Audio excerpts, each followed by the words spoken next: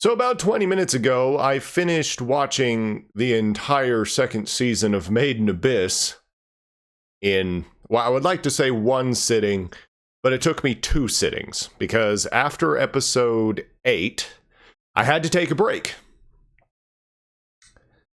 I mean, usually when I take a break from a show, it's because of fatigue, like, maybe I've just sat down for too long and I just want to get up and stretch my legs, or in the case of episode 10 of Violet Evergarden, I wanted to pause the show because it was a little too much.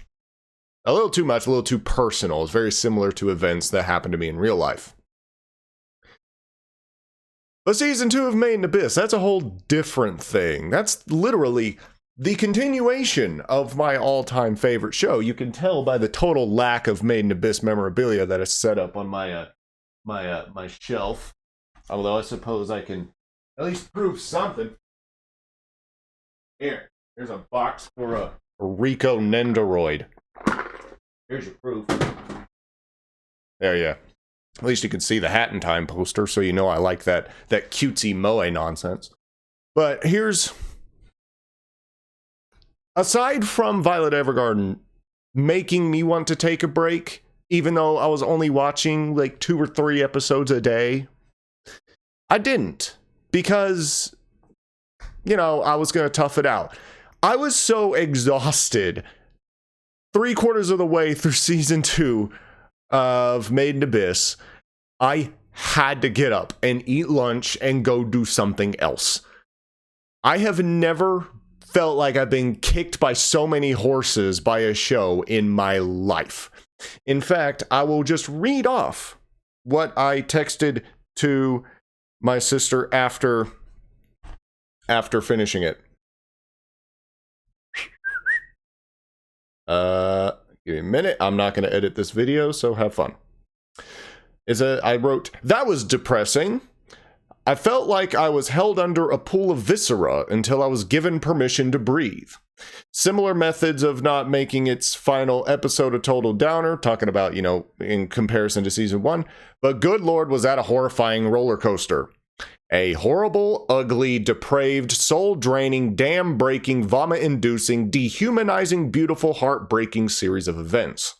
It's going to be a long time before something tops it, or rather, probably as long as it takes for a 3rd season to come out." And I stand by that. All you would have to do is take the new story, and I'm mostly talking to people who've seen it, so I don't want to spoil it, but I also don't want to be too specific, and this basically is just a ramble.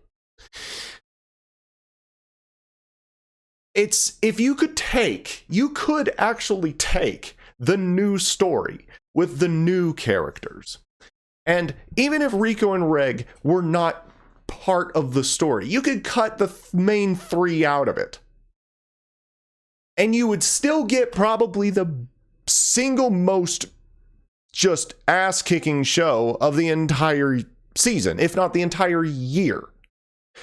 And this is not something I say lightly, because when you've got stuff like Cyberpunk Edgerunners, which is far better than it has any fucking right to be, and you have Spy Family, like, that show's great. I'm not going to watch it for a little while, otherwise the tonal whiplash will probably give me an aneurysm and kill me.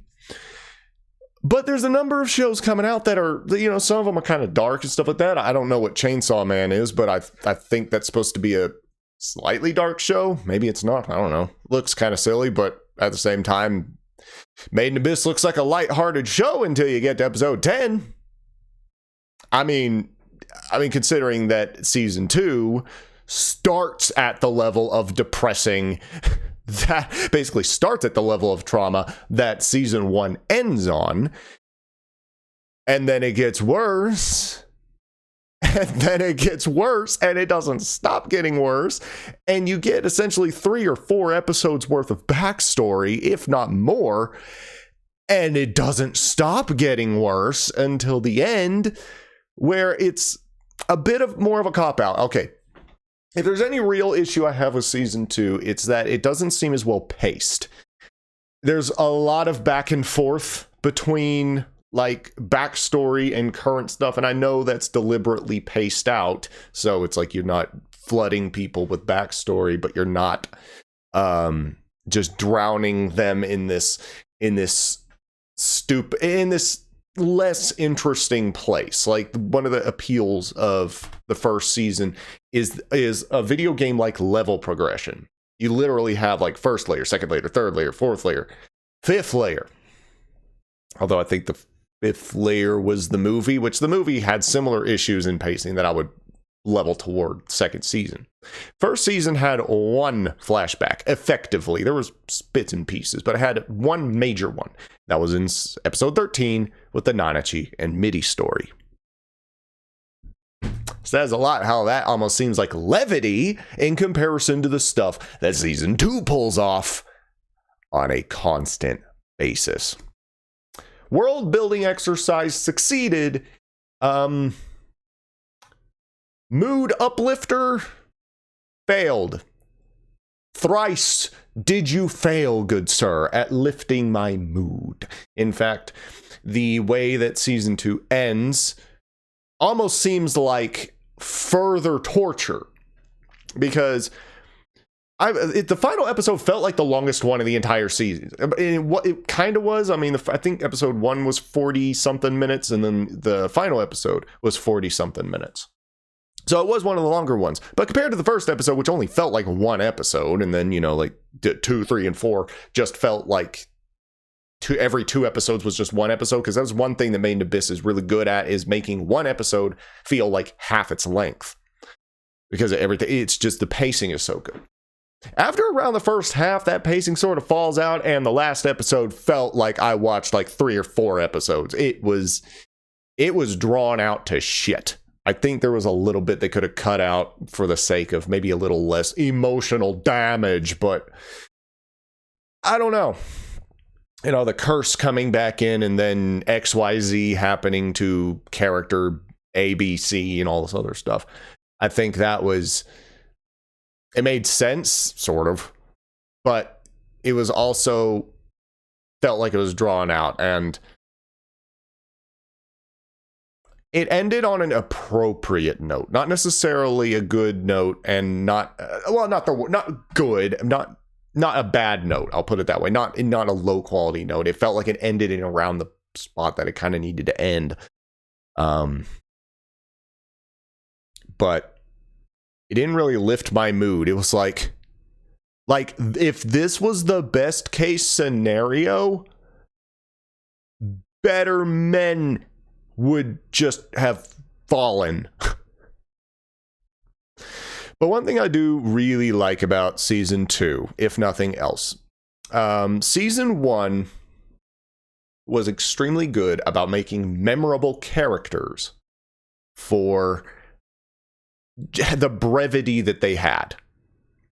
Season 2 is what happens when that brevity is given micro detail. You learn not just the story of the city, or of the village, whatever, but you learn like tiny details, and it's not just something simple. It's this long, drawn out decision upon decision upon decision upon decision upon decision that leads to this situation, and this situation leads to this moment, and this moment leads to this end, and this end leads to the finality, and it's brilliant. It's well made. What do you want from me? It's the story that I could never hope to write. A story is human as it is dehumanizing, as beautiful as it is ugly, as tear-jerking as it is vomit-inducing. It's the impossible task of, as any sort of story writer, to make characters who, by and large, the biggest problem the series has had is the writing. It's filled with as you knows and like as you know this, and like, well, you would technically know this bit of information, but I'm going to explain it for the sake of the audience, even though you could say it in about half the words. And season 2 is very wordy. Oh my gosh, that script could have been cut in places and just had some stuff like I'd say that the double length episodes, the last episode could have been rearranged and cut in half. I don't know if I agree with the season's length. Although it was only 12 episodes. If they had just put on a 13th episode, it wouldn't have felt like... Would it? I don't know anymore. It has 13 episodes worth of runtime, but they may actually have less runtime than season 1. I have no idea what I think about that. Well, anyway. But, what I was saying is, season 1 had, these memorable characters who were only around for like an episode or two. I think they were at that one camp for 2.5 or 3 episodes. I forget. The one with Ozan and Maruk. So I really like the fact that, they took that, or he, as in Akihito Sakuji, the mangaka, basically took that memorability. It's almost like the same memorabilia, but that sort of mnemonic nature of these characters, although I think that word's a bit drawn out, but you know what I mean, and just made it into the entire season, not just a couple episodes, but it's just like, here are these characters, they do these things, and this is what happens as a result. And it's horrible. Horrifying. Traumatizing. I don't know if I can recommend it. If you have not seen the show yet, and you're watching this, just kind of getting my basic opinions on the second season of a show you've never seen, what the hell's wrong with you? But whereas I went to everyone I knew and said, after watching the first season in 2018, I went around and said, you have got to watch this show. It is one of the best. It might even be the best I've ever seen. And I still stand by that. Season 1 is phenomenal in nearly every respect, except, again, the writing. The writing is smoothed out a little bit in the second season because there's like no, as you know, at this point, it's a point of no return. There's very little information as to this part of the abyss. So everything is new. There's no like, well, as you know, it's all new. We're all learning. So the writing is smoothed out a little bit. So by and large, the only problem I have with the season is the pacing and how exhausting it is. But it's exhausting by nature, and I clamor for this sort of thing. I need heavy subjects to make me feel things. And I felt like shit. So, to that end, as I was talking about, I don't know if I can recommend the show anymore.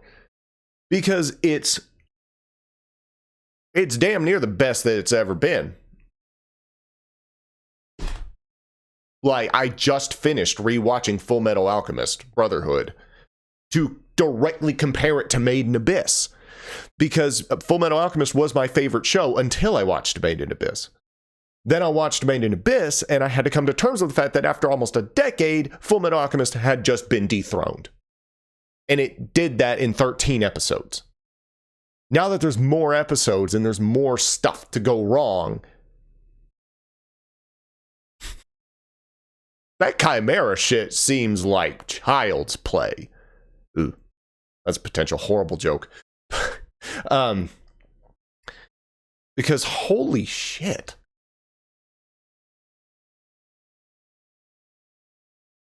How do you come up with this stuff?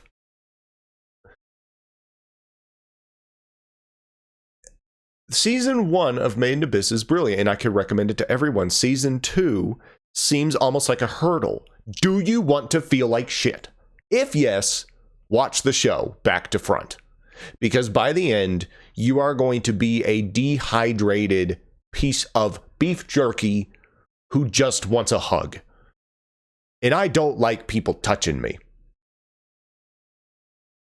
But goddammit, I need a hug. Last thing I need is alcohol, because then I'll be depressed for the next fucking year.